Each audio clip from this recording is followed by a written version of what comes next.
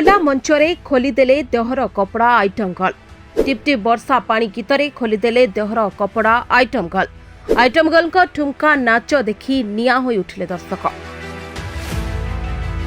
Item girl काहींकी खोलीदेले there कपड़ा आसंतु देखिबा संपूर्ण खबर। पूरा विचलित कला भली दृश्य यात्रा पेंडाल रे आइटम डांस नारे नग्न नाच। खोला मंचरे दर्शकों आगरे अंग प्रदर्शन। किए टिपटिप वर्षा पानी रे उलग्न हेलानी तो किए भिगी जाने से अंग देखाई अश्लीलतार प्रदर्शन कलानी। पुलिस दर्शक सामाजिक कर्मी समस्त आगरे एभली बेआईन तथा कदर्य कार्य अभिहित होछि। ना आईन रक्षक यार प्रतिवाद करुछंती ना दर्शक महल रे स्वर उठुछि। मुक्त मंचरे जाणीशुणी जनसाधारण सम्मुखरे देह प्रदर्शन भारतीय न्याय संहितारे धर्तव्य अपराध, किंतु केही मानुनाहांती। बरं प्रतियोगिता आरंभ होछि। एमिति करी किए केते चर्चा रे रछि। वर्तमान ओडिशा यात्रा जगत रे एबे 2-3 जन आइटम गर्ल भितरे एही प्रतियोगिता आरंभ होछि। राति राति ना कमाइबा पई अंग प्रदर्शन को सहारा करिसथि एही आइटम गर्ल माने। एसबु पई कि अनुमति देउछि वास्तव रे एहा उपरे कटकणा अछि कि नहीं ताकु नै प्रश्नवाची सृष्टि होछि। सामाजिक कला परिवेषण स्थान रे एही भली कला कारनामा सबु देखिबा मिलुछि, जहाँ वर्ष वर्षर बहु प्राचीन ओडिया यात्रा परंपरा को नष्ट करुछि। कलंकर छिटा पड़ुछि, ओडिया अस्मिता को दली पकाइछि। 2 दिन तले ढेंकानाल जिलार परजंग अंचल एक प्रतिष्ठित यात्रा अनुष्ठान यात्रा करुथला। सेठाको जणे निमंत्रित अतिथि कलाकार आसिथिले, जे दर्शकों मनोरंजन करबाकु जाई सबु सीमा टपी जाइथिले। खोला मंचरे अंग प्रदर्शन करथिले, जहाँको वीडियो सोशल मीडिया रे वायरल हेबारे लागिछि। गत 18 तारिख में मेलोडी रे जन आइटम गर्ल को नृत्य परिवेषण करबाकू यात्रा कमिटी पक्षर रखा जायथिला। राति हाउसफुल हेबा परे पुणी 20 तारिख रे तांको निमंत्रण करा जायथिला, किंतु 20 राति रे से जहा कले ताहा यात्रा को निंदित सह बदनाम करछि।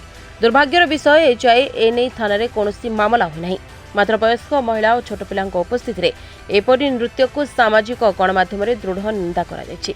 किंतु किछु उत्पातिया युव दर्शक उत्साहित होई आइटम गर्ल को 500 टंकिया नोट बढ़ाइबा लक्षित करछि।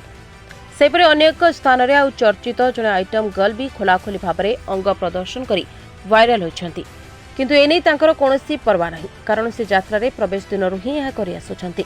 यह कुआडे तांको नाम परिचय दैछि, जाहाको उपरे प्रशासन, पुलिस, यात्रा कमिटी बा महासंघ किंबा सरकारक पक्षरु कोनोसी कटकणा नाही। किछु यात्रा कमिटी तांको नेबाकू व्याकुळ होई पड़िथबा बेले से काहींकी आसिले नाही बोली रविवार राति खोर्धा जिला निराकारपुर अंचल में दर्शक मंच को चेयर फिंगी नाटक बंद करथिले।